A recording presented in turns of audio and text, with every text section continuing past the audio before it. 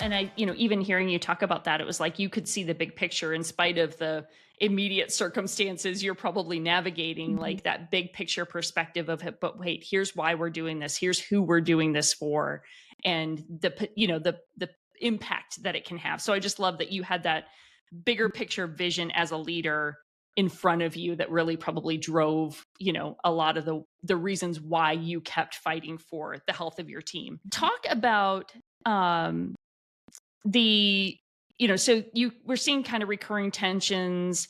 um were there things that the distrust, the decline in morale, were you seeing consistent problems that you were having to solve beyond the like hiring whack-a-mole I'm sure you were dealing with? But were there other things that like maybe behaviors or things that were happening within the team that had not been normal previous to that?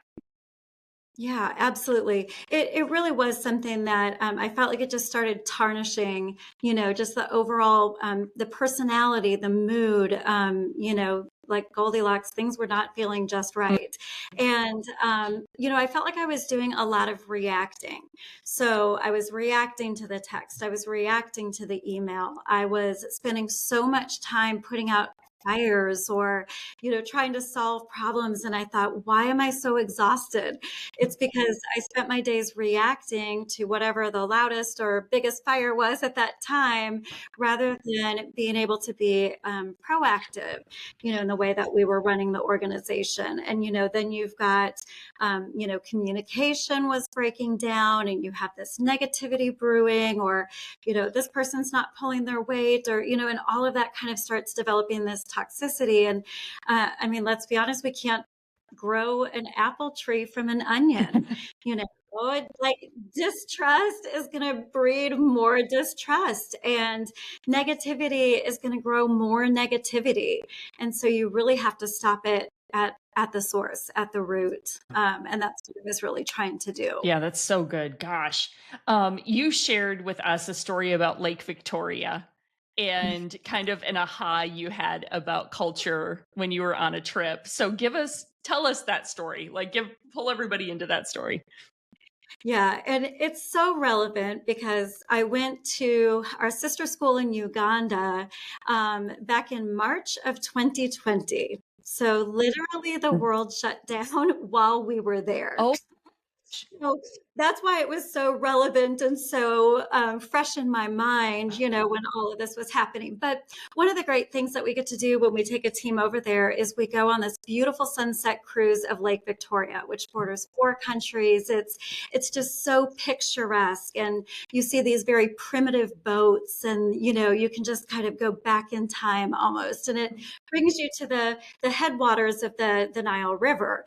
And so, we're on this great boat tour, kind of a rickety boat.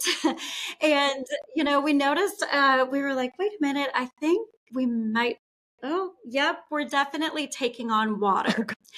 And so instantly, that mood of this beautiful, serene moment started to turn into worry, because I know what is down in the waters of Lake Victoria.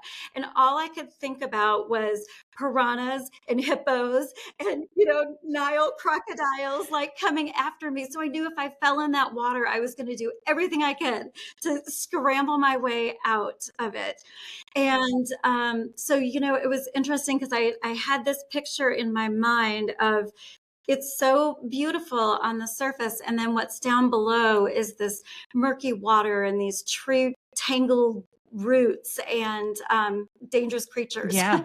And Yep. so I thought that is such a picture of culture, because I think what we have to realize is both of those can be existing at the same time, right? We can have the beautiful along with the dissension. Great culture doesn't mean that you have this artificial land of serenity. That's heaven. Right.